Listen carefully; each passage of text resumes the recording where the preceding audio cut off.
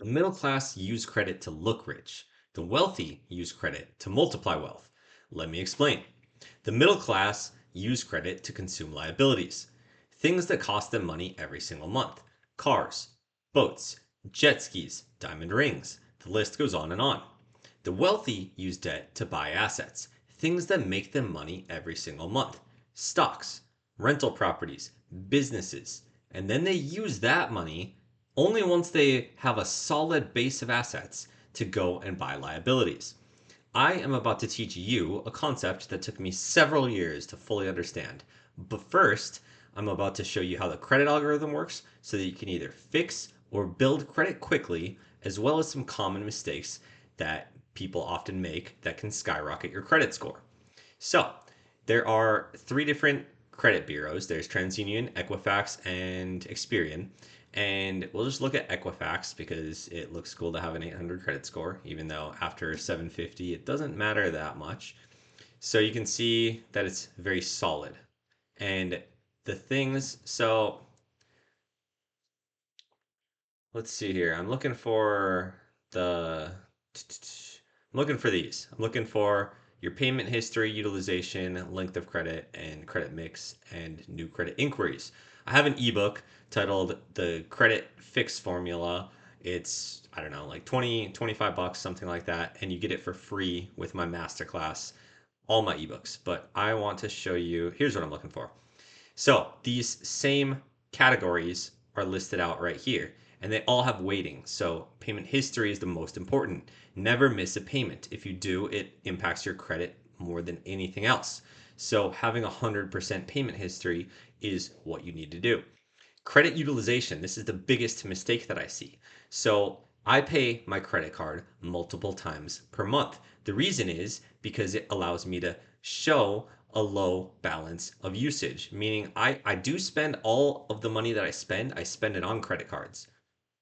And the reason I do that is because I get rewards points and I have what's called a money filtration system. So I want to earn money on every dollar that I touch. I discussed that in my book, Money Isn't Real. So here, credit card usage. You want to keep this as close to zero as possible. So how do you do that? You pay the credit card multiple times per month. And a tip to also increase your utilization would be if you only have one credit card to either raise the limit of that card by calling that card company. If asking, say you have a $2,000 limit, calling in trying to raise it or doing it through the app, or opening a second credit card. As you can see, I have a bunch of credit cards. I only really use one. The reason I do that is just this is my main credit card, and I also wanted to get the rewards points of all these other credit cards, and I wanted to have a higher limit. So when I spend money, say I spend $2,000, I'm not using 100% of my utilization. I'm using like 2% of my utilization. So that helps me have a higher credit score because if you fall into the 10% plus range, it's going to of usage. So if you use, say your limit is 2000 and you spend over $200, you're at like 10% usage. It's going to negatively impact your credit score. So hope that makes some sense for you. Length of history. So you want a long length of history. So you need a longer age here. So don't close old accounts. This is why sometimes when you pay off a bill like debt, what I mean is a car payment, student loan, something like that, you'll see that your credit score goes down because say the length of history was 10 years old. There's a reason I have a student loan on here, or at least I thought I did. Right here. So I have a student loan that's 12 years old. And the reason I have it still is because if I were to pay it off, it anchors all of my age of history up. So that helps me keep a longer history of having credit, right? So then you want to have no derogatory marks. This would be very similar to missing a payment. You want to have a lot of accounts open. And at first, don't open too many too quickly because it's going to negatively impact your credit. That would be hard inquiries here. And I break everything down in my ebook, so I'm not going to go too deep into detail. That's not exactly the point of today's video. I'm going to show you a cool concept here that took me years to understand. So you have income and you have expenses. None of this works if your income is the same as your expenses or lower. You cannot have negative cash flow. And what you need to do first is you need to build a budget. So this might look something like this. I'm gonna maybe zoom in a little here so you can see a little better. I'm gonna maybe shrink my head here a little so you can see better as well. Don't know how much that helped, but I'll scroll down a little bit in a minute here. But anyway, you can see income on the left here. So you might have income from other sources. You might have rental properties. A lot of people that watch these videos really like income producing stocks. So you might have a section for that on here. You might have a business in addition to a job or just a business. And then you have liabilities. So you might have rent, a mortgage, you might have a car payment, you might have like gas, food, you might have subscriptions. That's the easiest way to increase the spread between your income and expenses. And then at the end here, you're going to need to have your cash flow. You're going to see that's going to be your income minus your expenses will be your cash flow. So once you understand that, I think most people do understand that, we can come over here and I can maybe drag this up a little. So here you have your income and your expenses, and there's $1,000 gap. So what most people will do is they will spend that $1,000. They will either go and they will buy things, they'll go on vacation, they'll put it in savings, they'll put it in an emergency fund. Those are the most common things people do with that $1,000 spread. I think there's a better way to use that spread. By the way, none of this is financial advice, legal advice. I'm not a financial advisor. This is just for educational purposes only. So when you have a spread here, the bigger the spread, the better. You can make that spread bigger by making more money or reducing liabilities. So let's say you make the same amount, but you spend less. Or you can do both, where you go, say, 5,000 and 2,500. And that would be ideal. But with this spread, you have your cash flow. So your cash flow is going to be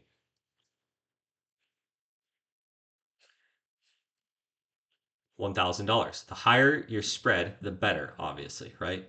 So with this cash flow, what you're going to do, well, what I do, and what works really well to grow wealth is you're going to use that to use for debt to buy assets at the right time. So what, as you can see here, there's $1,000 spread. That means I can afford up to, but you shouldn't use all of it because you could get into trouble. I could use up to $1,000 of debt to buy assets.